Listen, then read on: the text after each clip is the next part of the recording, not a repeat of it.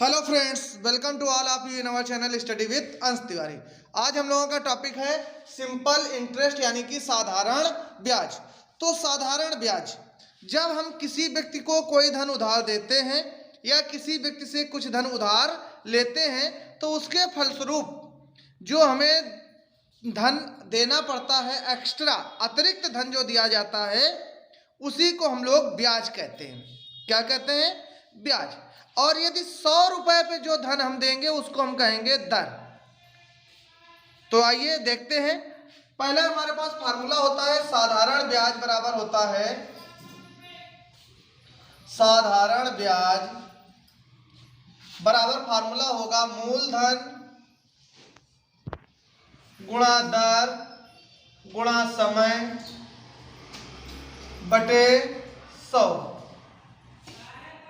तो साधारण ब्याज का सिंपल इंटरेस्ट तो एसआई बराबर मूलधन प्रिंसिपल होता है पी, दर रेट होता है आर, टी समय है तो पी आर टी अपॉन 100 भी हो जाता है।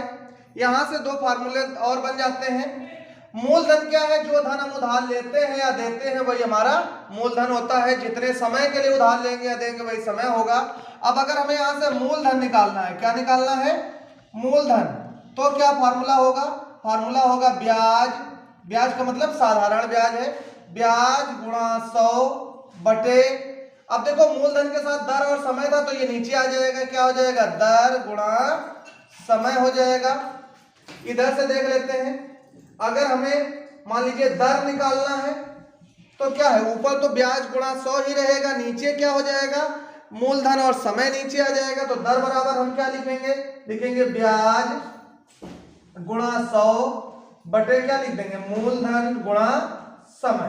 बोलो क्लियर है? तो आगे एक और फार्मूला है, समय अगर हमें निकालना है तो समय बराबर हो जाएगा ब्याज गुणा 100 बटे मूलधन गुणा दर। तो ये हमारा है फार्मूला बेसिक। अब जरा एक चीज और यहां पे आती है, वो देख लेते हैं। एक होता है मिश्र धन। क्या होता है? मिश्र धन। मिश्र धन बराबर क्या होता है? मिश्र धन बराबर होता है मूलधन प्लस साधारण ब्याज। साधारण ब्याज। मिश्र धन को हम लोग अमाउंट बोलते हैं, तो ये बराबर हो जाएगा P प्लस एस आई।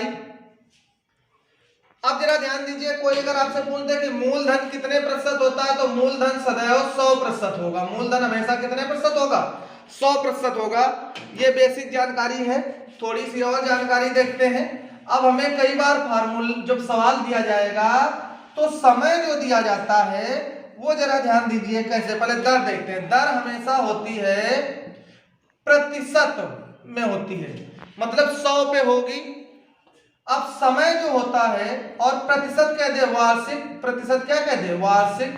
जैसे कह दे 5% वार्षिक, यानी कि प्रत्येक 100 रुपए पर एक साल में 5 रुपए ब्याज देना पड़ेगा। समय अगर हमें कह दे 5 माह, क्या कह दे? 5 माह। और इसको अगर हमें किस में बदलना है? वर्ष में बदलना है। तो एक वर्ष में कितने महीने होते हैं? एक वर्ष में 12 महीने होते हैं, तो हमें 12 से डिवाइड करना पड़ेगा। तो 5 बटे 12 कर देंगे तो ये काहे में बदल जाएगा? वर्ष में बदल जाएगा। अच्छा, दूसरा हम देते हैं। हम आपको कहते हैं कि समय हमारे पास है 8 माह, तो जरा बदल के बताओ क्या करोगे? 8 में किससे भाग दे दोगे? 12 से। क्यों भाग दोगे? क्योंकि एक वर्ष में 12 माह होते हैं। तो 8 बटे 12 कर दोगे, काट दोगे। 4 दूनी 8, 4 तिया 12, तो 2 बटे 3 क्या हो गया? वर्ष हो गया। अब देखेंगे दूसरा कैसे दिया जाएगा हमें समय। समय दिन में दिया जाएगा। कहते समय है 25 दिन। कितना दिन है? 25 दिन। तो एक वर्ष में कितने दिन होते हैं? साधारण वर्ष में 365 दिन होते हैं और लीप ईयर में 366 दिन होते हैं। लेकिन हम यहाँ पे जब भी साधारण ही लेके चलते हैं तो 365 ही लेकर चलेंगे। तो हम कितने से भाग देंगे? 25 में 365 से भाग दे देंगे, तो ये हमारा क्या बन जाएगा?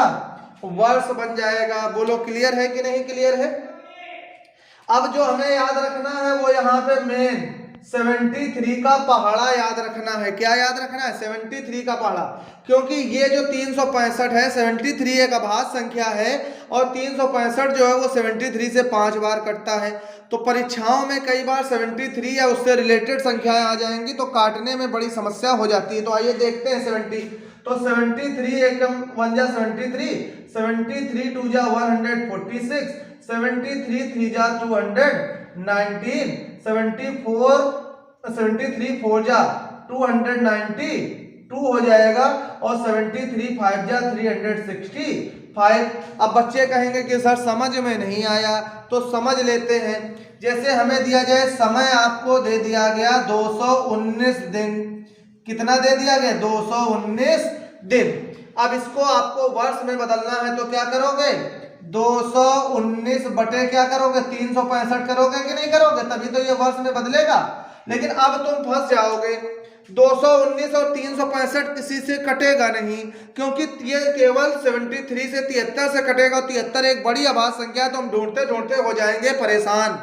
लेकिन चूंकि आप लोग हमसे पढ़े हैं, तो जो बच्चे हमसे पढ़े हैं वो तो जानते हैं ना कि 219 और 365 किससे कटेगा? 73 से कटेगा। तो काट लेते हैं।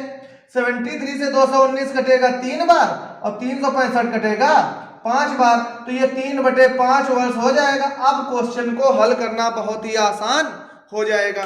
तो ये इसका यूज होगा, इस तरह से इम्प्लीमेंट आएगा। तो जब क्वेश्चन आएगा तो आपको ये बातें समझ में आएंगी। तो आइए एक क्वेश्चन करके फिर इस कॉन्सेप्ट को समाप्त कर लेते हैं, फिर बाकी दूसरे वीडियो में आपको मिलेगा, क्योंकि ये बेसिक वीडियो है तो बेसिक वीडियो में ज्यादा नहीं। तो क्वेश्चन क्या है देखते हैं। कि कह देगा कि 2500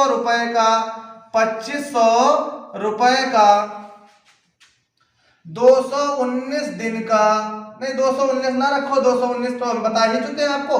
हम आपको कहते हैं 73 दिन का 5% वार्षिक, 5% वार्षिक साधारण ब्याज की दर से, किससे? साधारण ब्याज की दर से, ब्याज की दर से ब्याज तथा क्या? मिश्र धन ज्ञात कीजिए। ऐसे क्वेश्चन आ जाएगा। तो जब ऐसे कहेगा तो हम क्या करेंगे? हमारे पास देखो मूलधन कितना हो गया? मूलधन हो गया 2500 रुपए। दर क्या हो गई? दर हो गई 5%। समय कितना हो गया बताओ? समय कह रहा है 73 दिन। सवाल आपको कम से कम 2 बार पढ़ना है। हमने इसलिए नहीं पढ़ा क्योंकि जब हम लिख रहे थे तो हमें पता है कि आप तब बार बार पढ़ रहे थे। 73 दिन को हम कन्वर्ट करेंगे तो 73 अपान क्या हो जाएगा? 365। काटेंगे 73 से ये 1 बार और ये 5 बार, तो 1/5 क्या आ जाएगा? वर्ष आ जाएगा। अब फार्मूला लगा देंगे। फार्मूला जरूर लिखो, जितनी बार आप लिखोगे उतनी बार आपको याद हो जाएगा। तो साधारण ब्याज बराबर क्या लिखेंगे? हमारे साथ बोलते जाएंगे आप लोग। लिखेंगे मूलधन गुणा लिखेंगे दर गुणा लिखेंगे समय, बटे में कर देंगे 100। जितनी बार बोलोगे उतनी जल्दी हो जाएगा याद। तो रख लो जरा। मूलधन 2500, दर 5, समय है 1/5, तो 1 ऊपर और 5 नीचे। यहाँ गुणे में क्या था? 100 भी होता है, ये 100 है ना, वो 100 लिख लिया। तो 2 जीरो से 2 जीरो कट गए, 5 से 5 कट गया, तो साधारण ब्याज कितना आ गया? 25 रुपए आ गया। अब कह रहा मिश्र धन भी ज्ञात करो। ब्याज तो हमें मिल गया, कह रहा मिश्र धन भी निकालो, तो निकाल देते हैं। अभी हम आपको बताएं मिश्र धन क्या होता है, जल्दी से बताओ। मिश्र धन बराबर होता है मूलधन प्लस ब्याज। तो मूलधन हमारा कितना है? 2500 रुपए है कि नहीं? और प्लस ब्याज भी 25 आया है, तो जोड़ देंगे तो क्या आएगा बताओ जरा। 5 यहाँ आएगा, 0 में 5 जोड़ेंगे तो 5 आएगा, फिर 0 में 2 जोड़ेंगे तो 2 आएगा, और ये 25 है सही। तो 2525 रुपए क्या हो जाएगा? मिश्र धन हो जाएगा। बात समझ में आ रही है? बिल्कुल आ रही है। बेसिक कॉन्सेप्ट आपको क्लियर हो चुका है, आप लोग सीख चुके हैं। तो आज के इस वीडियो में इतना ही। मिलते हैं अगले वीडियो में बहुत ही अच्छे क्वेश्चंस के कलेक्शन के साथ में। तो साथ में लगे रहिए, सीखते रहिए। आपको समझ में आ रहा होगा, मजा आ रहा होगा, बिल्कुल पक्का विश्वास हमें आपको आ रहा होगा। तो इसलिए अपने साथियों के साथ में इस वीडियो को लाइक करें, शेयर करें, और अगर आप हमारे चैनल को पहली बार देख रहे हैं तो सब्सक्राइब भी अवश्य करें। Thank you.